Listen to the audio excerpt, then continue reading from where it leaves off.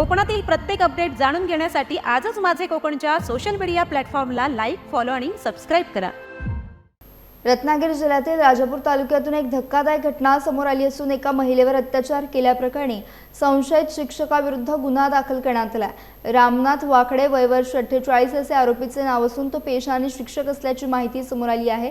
पोलिसांनी दिलेल्या माहितीनुसार पीडित महिला आपल्या काजूबागेत कुंपणाचे काम करत असताना आरोपी तेथे आला। महिला एकटी असल्याचा फायदा घेत त्याने बळजबरीने तिच्यावर अत्याचार केला। तसेच हा प्रकार कुणाला सांगितल्यास जीवे मारण्याची धमकी दिल्याचा आरोपही महिलेने आपल्या तक्रारीत केला। या घटनेनंतर नाटे पोलिसांनी तात्काळ कारवाई करत आरोपी विरोधात भारतीय न्याय संहिता कलम 64(1), 64(2) व्ही आणि 351(3) अंतर्गत गुन्हा दाखल केला आहे। सध्या या प्रकरणाचा पुढील तपास पोलीस करत आहेत। अतिशय दुर्दैवी गोष्ट आहे। राजापूर तालुक्यात आणि कोकणामध्ये असे फार म्हणजे दुर्दैवी गोष्ट आहे कोकणातील, आणि सांगायलाही लाज वाटते।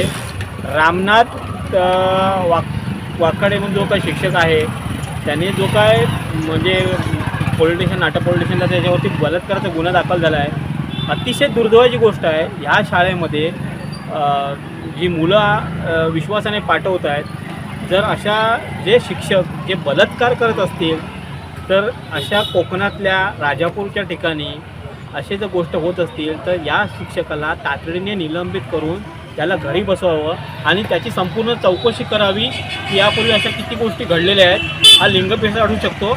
हीच माझी प्रशासनाकडे विनंती आहे, त्याला तातडीने निलंबित करा आणि त्याला घरी बसवा। हीच मला तुमच्या माध्यमातून मला ही गोष्ट सांगायची आहे। अतिशय दुर्दैवी कोकणाची गोष्ट आहे आणि फार क्वचित अशा गोष्टी घडतात, त्याच्यातली ही दुर्दैवाची गोष्ट आहे राजापूर तालुक्यातली। एवढंच मी तुम्हाला सांगतो।